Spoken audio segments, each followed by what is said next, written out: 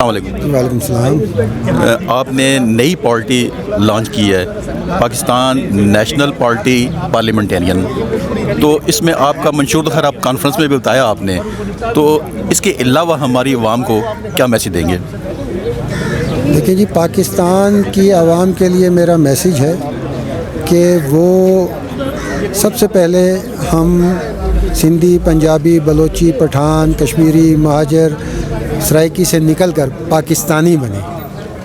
سب سے پہلے جب تک ہم خود منظم نہیں ہوں گے، یونائٹ نہیں ہوں گے، تو ہماری تقسیم اشرافیہ کی جیت ہے، ہماری تقسیم اشرافیہ کی جیت ہے۔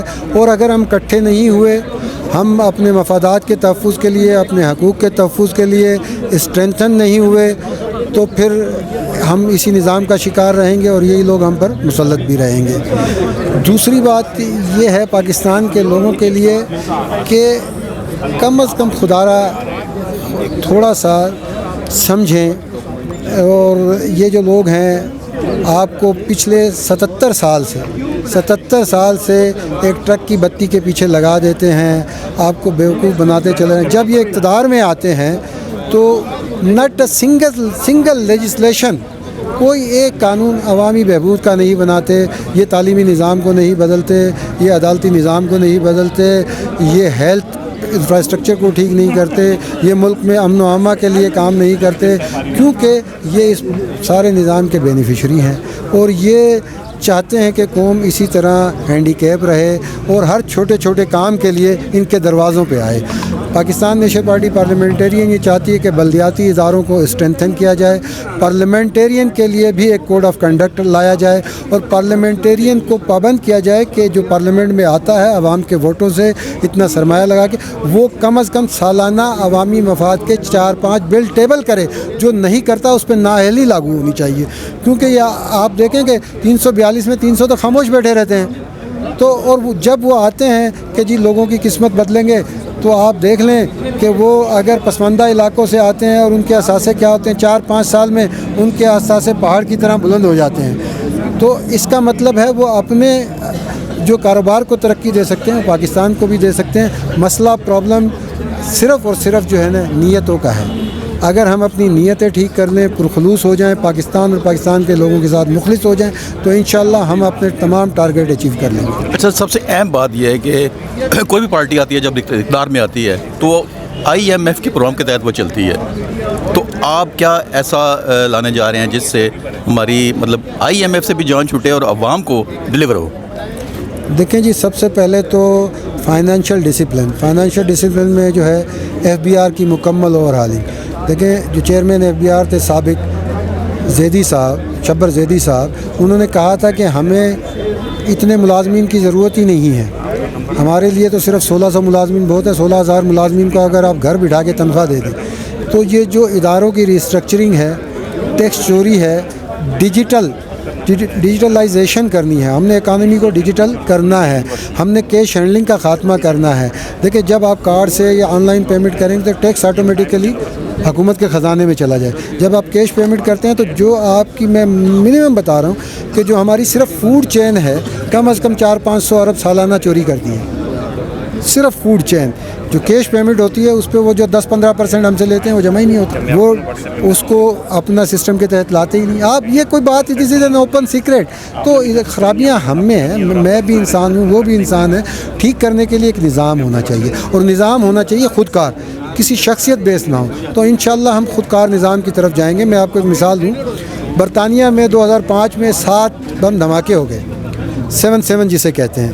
تو Tony Blair was prime minister, he was on leave, تو صحافی اس کے پاس پہنچ گئے، وہ کہیں گولف کھیل رہا تھا، تو انہوں نے کہا جی برطانیہ میں اتنے دھماکے ہو گئے اور آپ تو گولف کھیل رہے ہیں۔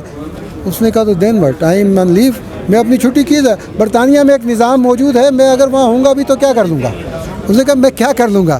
تو ایک نظام ہونا چاہیے، اس میں عہدے میٹر نہیں کرتے کہ جی اگر کوئی حادثہ ہو گیا، کوئی وقوع ہو گیا، جی وزیر اعلیٰ نے نوٹس لے لیا، وزیر اعظم نے نوٹس، بھائی کیوں؟ Police is bound by law and order enforcement agencies are bound by law, ملک کا قانون ان کو پابند بناتا ہے، تو پھر وزیر اعظم صدر ان کو کہنے کی نوٹس لینے کی ضرورت کیا ہے؟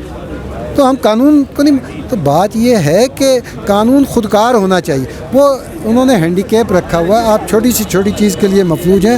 اس مفلوجیت کا انشاءاللہ سسٹم سے ہی خاتمہ کریں گے. اچھا اللہ کرے کہ آپ کامیاب ہوں, اقتدار میں آئیں, تو سب سے پہلے مطلب یہ بتائیں کہ کون سا ایسا کام کریں گے؟ سر ہم اقتدار میں آئیں نہ آئیں, آپ کے تعاون سے, آپ کی دعاؤں سے ہم کوشش آج سے ہی شروع کریں گے. اور ہم نے کی بھی ہے. میں نے بتایا کہ جب پارٹی نہیں تھی تو میں نے 2 خط لکھے تھے احسن اقبال صاحب کو ریفارمز کے حوالے سے. ایک کا جواب آیا تھا, دوسرے میں شاید ان کو کوئی بات بری لگ گئی تھی, کوئی بات تلخ ایسی تھی کہ وہ اس کا جواب نہیں دیا. ان کے ڈپٹی سیکرٹری تھے نوشیروان, مجھے نام بھی یاد ہے, 2015 میں مجھے جواب بھی دیا تھا.